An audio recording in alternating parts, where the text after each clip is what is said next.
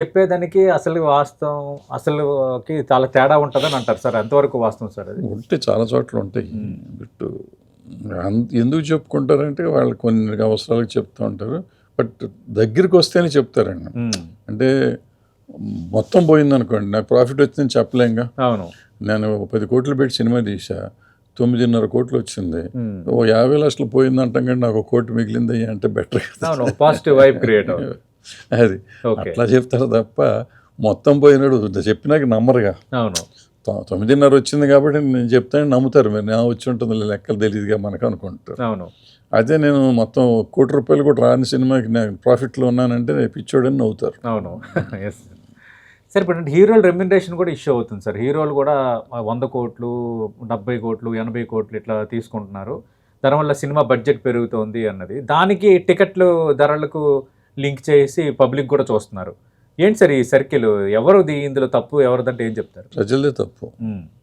ఇప్పుడు ఎంత టికెట్ పెట్టినా వీళ్ళు చూడటం, పాప్కార్న్ రేట్ ఎంత ఉన్నా సినిమా చూసి పాప్కార్న్ కొనుక్కుంటాం వాళ్ళ తప్పు.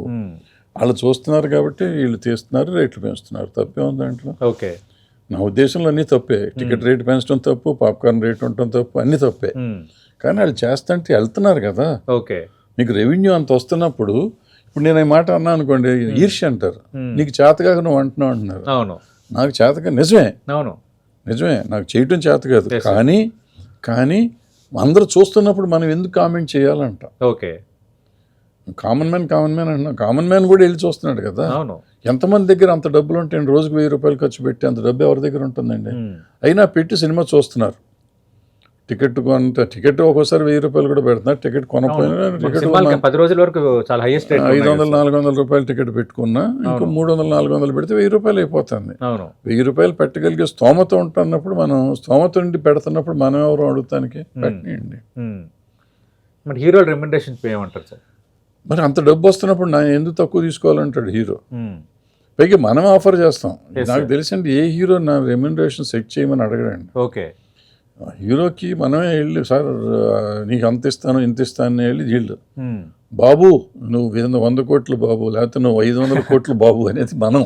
ఓకే, పాప ఆ బాబులేమి అంత మనం ముందు లేపుతాం, మనమే లేపుతాం. ఓకే, దాంతో ఇంకా ఆటోమేటిక్గా మార్కెట్ అనేది సెట్ అయిపోతుంది. అది వాళ్ళకి పెంచడం కాదండి, వాళ్ళకి పెంచడం వల్ల నష్టం ఎంత వస్తుందంటే చిన్న చిన్న ఆర్టిస్టులు కూడా రేట్లు పెరిగిపోతున్నాయండి. అవును. సో చిన్న సినిమాలకు కాస్ట్ ఆఫ్ ప్రొడక్షన్ పెరుగుతుంది.